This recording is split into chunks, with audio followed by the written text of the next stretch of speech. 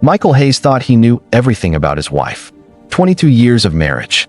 22 years of morning coffee and goodnight kisses. 22 years of building a life together in their small Pennsylvania town.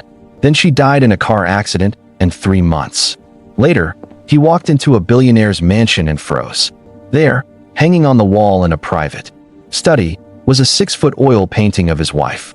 Not a photograph someone might have found online. A custom portrait. Professional. Expensive. The kind that takes months to create and costs more than Michael's annual salary. His wife, Rebecca, staring back at him from a stranger's wall. A billionaire he'd never heard her mention. Not once in 22 years. His hands started shaking. His voice came out as a whisper. "Why is my wife's photo in your mansion?" The billionaire turned around slowly, and what he said next shattered everything. Michael thought he knew about the woman he'd loved. Her name wasn't Rebecca when I knew her. And the life you shared with her? That wasn't her first life. It wasn't even her second. What came next would unravel a secret so devastating, so impossibly heartbreaking, that it would make national news and change Michael's understanding of love, sacrifice, and the price some people pay just to survive. Michael Hayes was 52 years old, a maintenance worker for the county in Millbrook, Pennsylvania. His life was simple: a modest house on Maple Street, a job that paid the bills, and Rebecca, his wife of 22 years, who made everything make sense. They'd met at a church barbecue 23 years ago. Rebecca had been new to town, quiet, with sad eyes that seemed to carry stories she never quite told. She'd moved to Millbrook from somewhere out west, she said, looking for a fresh start.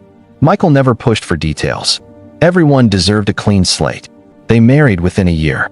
Rebecca worked at Patterson's Hardware, greeting customers with a warm smile that never quite reached those sad eyes. She kept to herself mostly. Didn't have many friends. Didn't talk much about her past. When Michael asked about her family, she'd go quiet, her hands fidgeting with whatever was nearby. Lost touch with them years ago, she'd say, and something in her voice told him not to press further. For 22 years, he respected that boundary. For 22 years, he loved her without needing to know everything. But there were signs, small inconsistencies he'd noticed but chose to overlook. She flinched when car doors slammed. She checked the locks on their doors 3 times every night. She never wanted to take trips, even short weekend getaways. She avoided having her photograph taken. She'd tense up whenever the news mentioned crime or trials. She had nightmares, at least twice a month, waking up gasping, refusing to talk about them. Michael had convinced himself these were just quirks. Everyone had them. Everyone carried some kind of pain. The important thing was that she loved him. He could feel it in the way she'd grab his hand when they walked, in the way she'd hold him tight before he left for work, like she was afraid he might not come back. Then came March 15th. Rebecca left for work that morning like any other morning. "Love you," she said, like she said every morning. "Love you too," Michael replied. "See you tonight." Those were the last words they ever spoke to each other. At 2:30 that afternoon, Michael's phone rang. Pennsylvania State Police. There'd been an accident. Rebecca's car had gone off the road at a curve, rolled down an embankment, and hit a tree. She died on impact. The funeral was small. A handful of co-workers. Some neighbors. Michael's brother and sister. That was it. No family came forward for Rebecca. No old friends. No one from her life before Millbrook. Michael stood at her grave and realized he was burying a woman he'd loved completely but never fully known. 3 months after the funeral, Michael received a letter in an expensive cream envelope.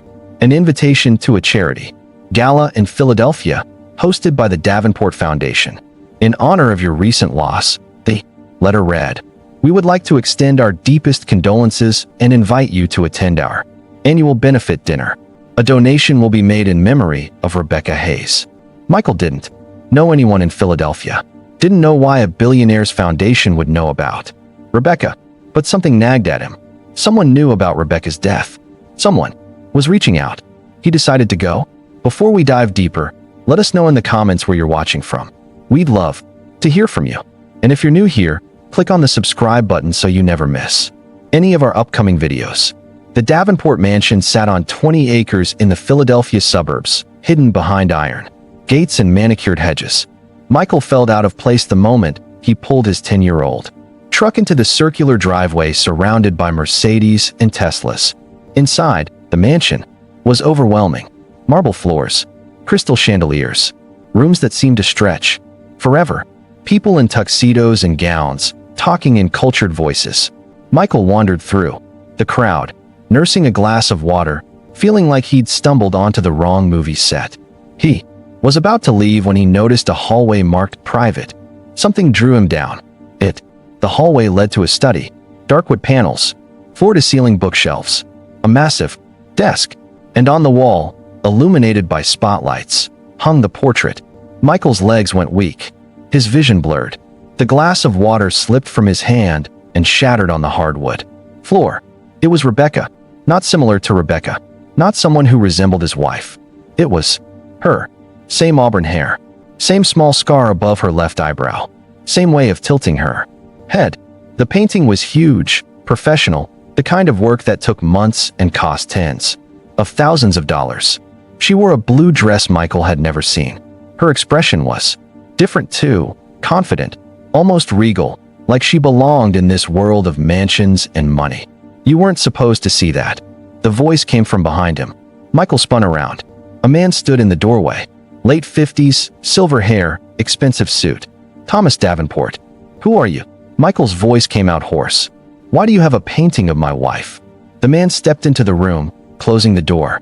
"My name is Thomas Davenport, and I think we need to talk." "Answer the question," Michael said, anger rising. "Why do you have a 6-foot portrait of my wife hanging in your mansion?" Important thing was that she loved him.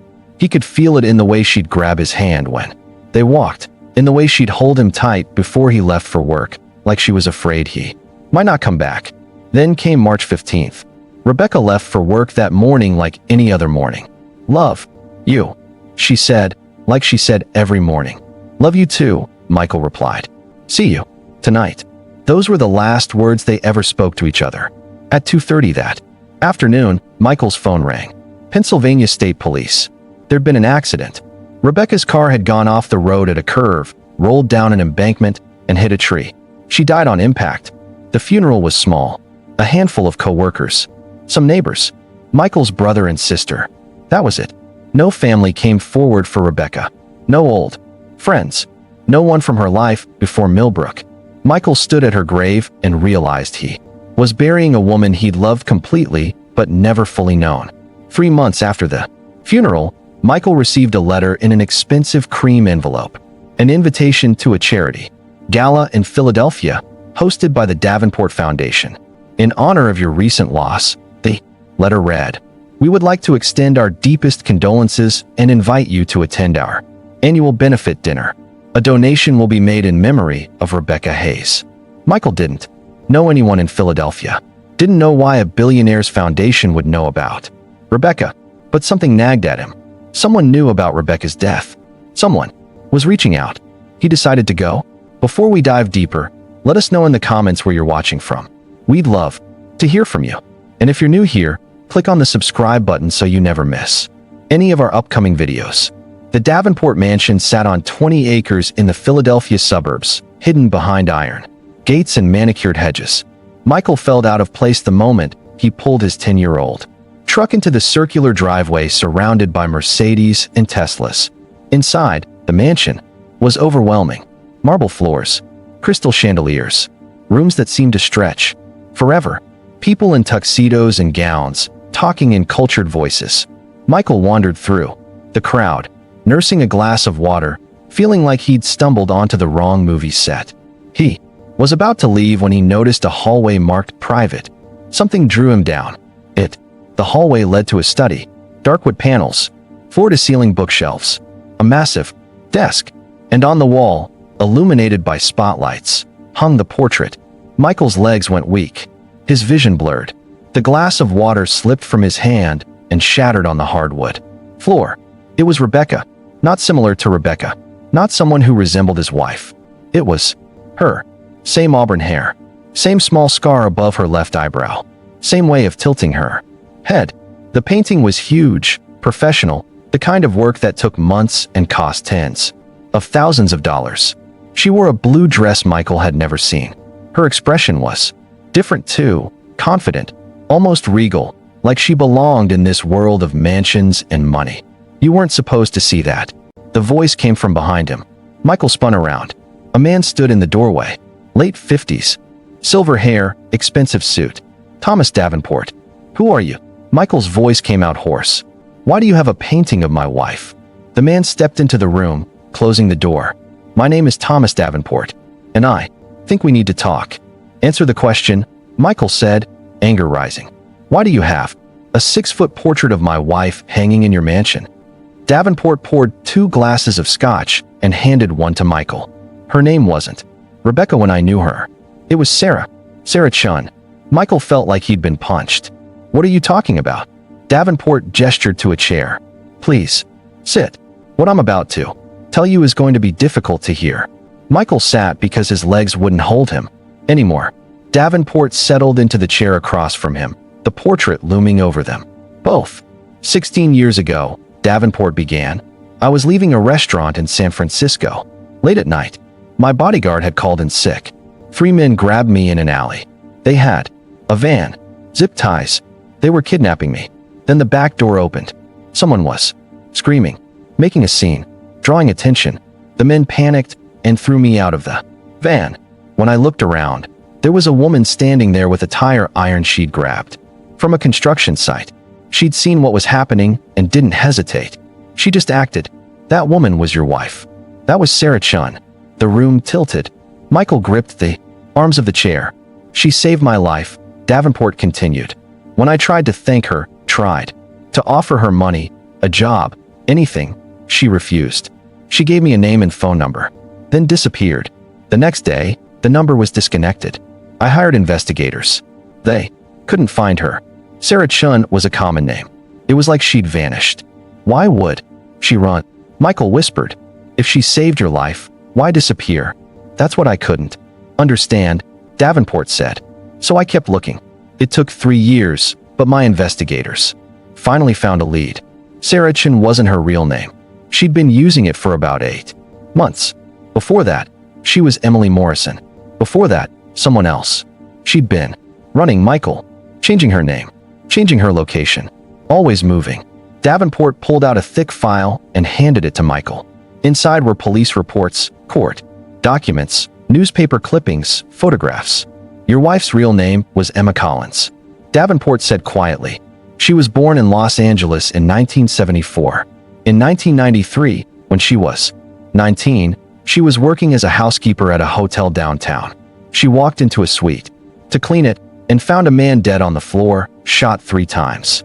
Standing over the body was Victor Reeves, a career criminal. Michael stared at a photograph of a young woman, 19 years old, with the same face he'd loved for 22 years, but younger, more hopeful, not yet carrying the weight of secrets. Emma witnessed a murder, Davenport continued. Reeves threatened to kill her and everyone she loved if she told anyone. But she went to the police anyway. She testified. Her testimony was the key evidence that put Victor Reeves away for 15 years. The prosecutor called her one of the bravest witnesses he'd ever worked with. Michael looked at court transcripts showing his wife's testimony, her standing up to defense attorneys, telling the truth despite the threats. But she knew Reeves would come for her when he got out, Davenport said. So she ran, changed her name to Jennifer Walsh, moved to Seattle. A year later, she changed it again, then again. For 15 years, she kept moving, kept changing her identity, always looking over her shoulder. By the time she saved my life in San Francisco, she'd been Sarah Chun for about 8 months. That's why she wouldn't accept my help. She couldn't afford to be connected to a high-profile person. It would have led Reeves right to her. Michael thought about Rebecca, working at the hardware store, coming home to their quiet house, all while carrying this terror inside her. After she saved me, she disappeared again, Davenport said. My investigators kept looking. It wasn't until 2 years ago that we tracked her to Millbrook. By then, she'd been Rebecca Hayes for over 20 years. She'd married you. She'd finally stopped running. But Reeves found her anyway, Michael said, his voice hollow. Davenport's expression was grim.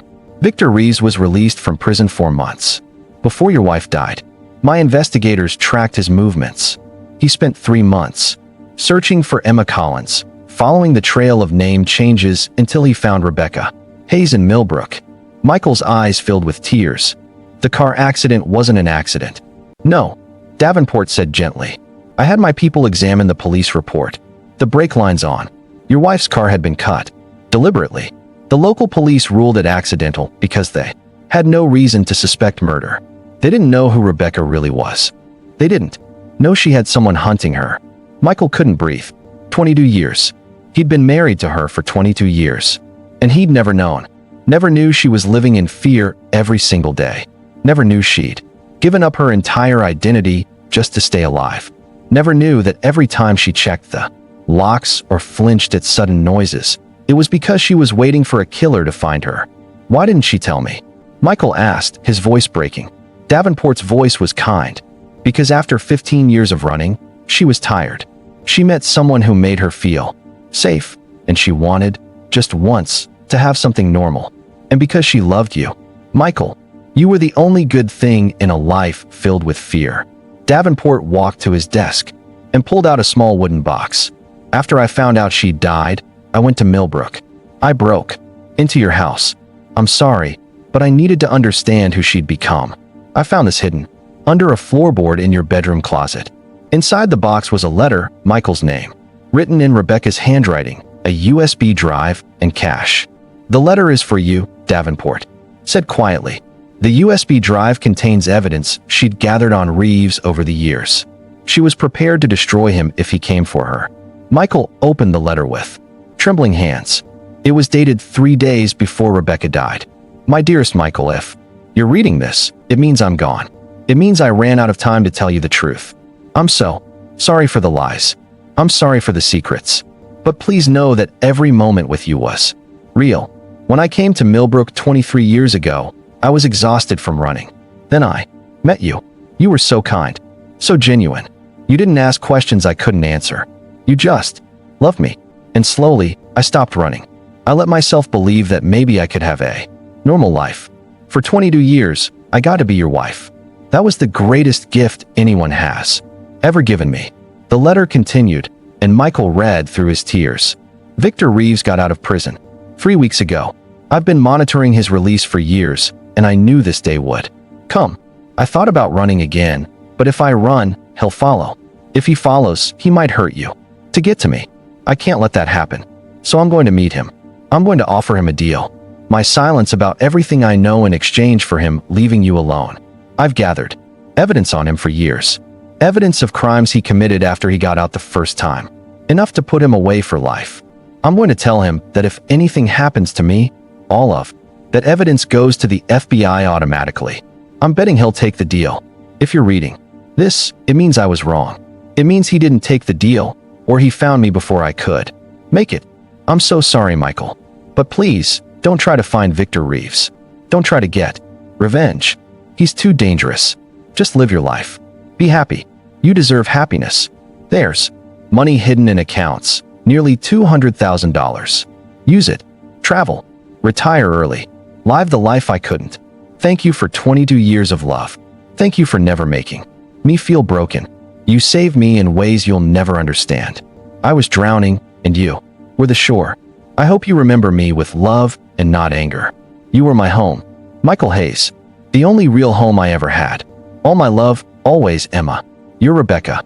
Michael folded the letter and looked at Davenport through his tears. What do we do now? Davenport's expression was determined.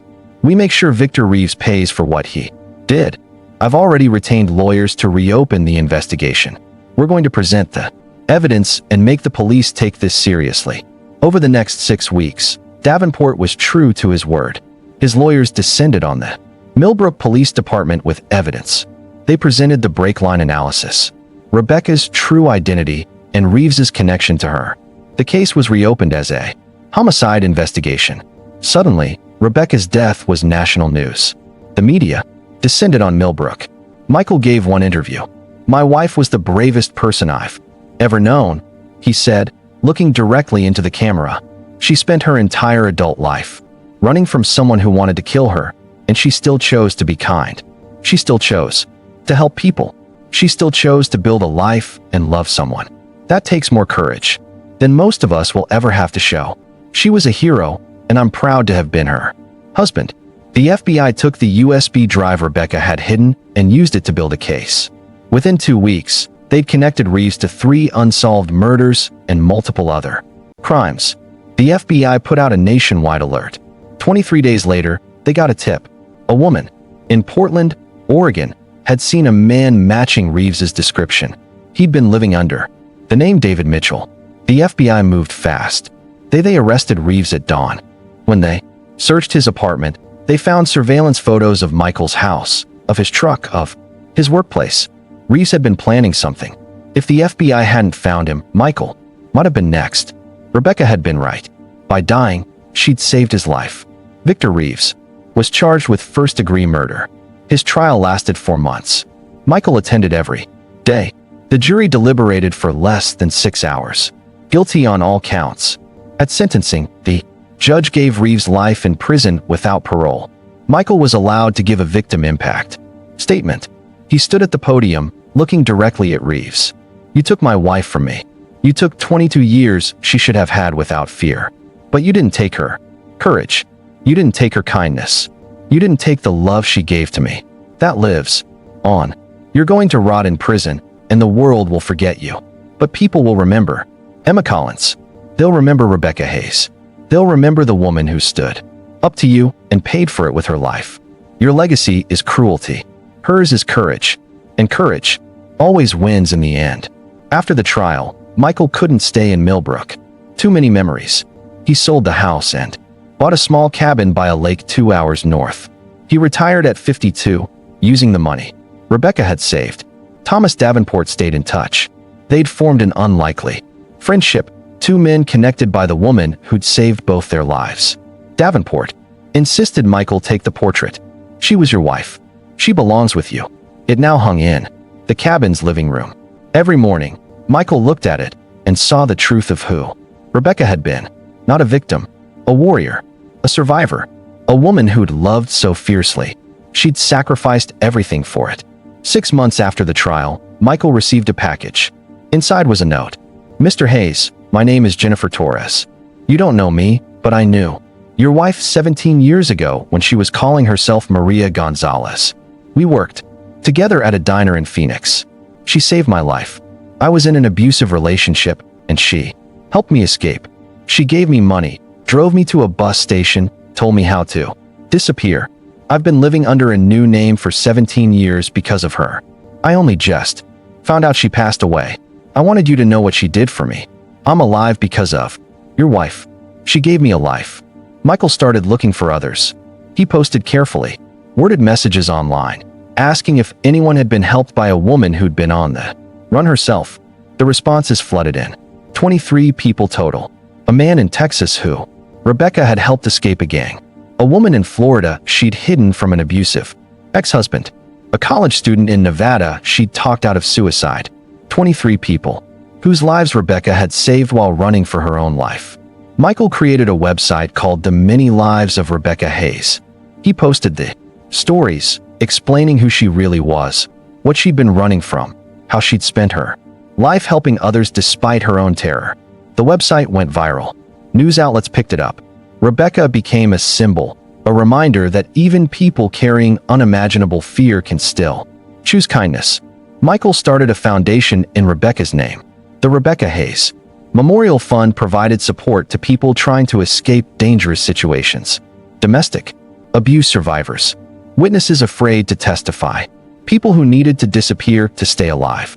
Thomas Davenport donated $5 million to start it. Within 3 years, the fund had helped over 200 people. 200 people who didn't have to run alone anymore. 5 years after Rebecca's death, Michael met Claire, a therapist who volunteered at the foundation. They became friends, then something more. Michael felt guilty at first, but he remembered Rebecca's letter. "I hope, someday, you find someone who can give you everything I couldn't." Rebecca would want this. She'd want him to be happy. When Michael and Claire married, he carried a small photograph of Rebecca in his pocket. During the ceremony, he looked up at the sky and whispered, "Thank you for everything, for teaching Me what love really means. I hope you're proud. Michael is 60 now. 8 years have passed since he walked into that mansion. The Rebecca Hayes Memorial Fund has helped over 800 people. 800 lives changed because of Rebecca's legacy. Michael still talks to the portrait sometimes. I hope I'm making you proud. I hope your story is inspiring others to be brave. I hope, wherever you are, you're finally at peace. Finally safe. Finally free. Think about that for a moment. Think about the person in your life who seems the most ordinary. Your neighbor. Your coworker. The person who serves your coffee. What stories are they carrying? What battles are they fighting that you can't see? Rebecca Hayes looked like everyone else. She worked a regular job, lived in a regular house. Nobody knew she was a hero fighting for her life every single day for over 2 decades. How many other heroes are walking among us, invisible, unrecognized, just trying to survive? And here's the question I want you to really sit with. What would you do in Rebecca's situation? If you knew someone was hunting you, if you knew your time might be limited, would you still choose to love? Would you still choose to help others? Rebecca did. Every single day for 25 years, she chose life. She chose love.